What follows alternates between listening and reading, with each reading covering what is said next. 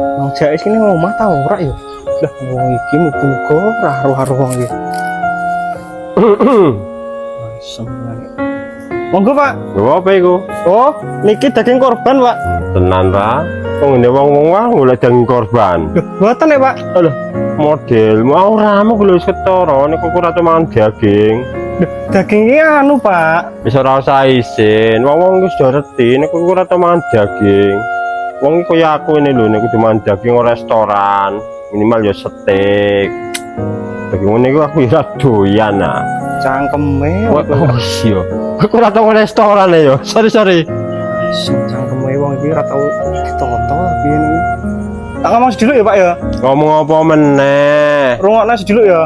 Aku iki lho ngeterno iki daging korban iki nggone Mang Jais. Aku iki panitia korban. Loh, kok panitia korban? Iya. Oh, no ya ora ngomong dek mau. Jatah kucine to, Rak. Jatah jare wong sugih.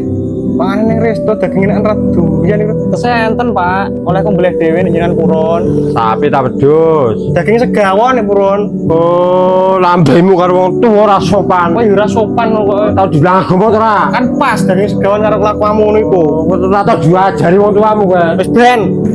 Kare tambane iku Daging segawon. Selamat ya kasih, ampun. Dewa.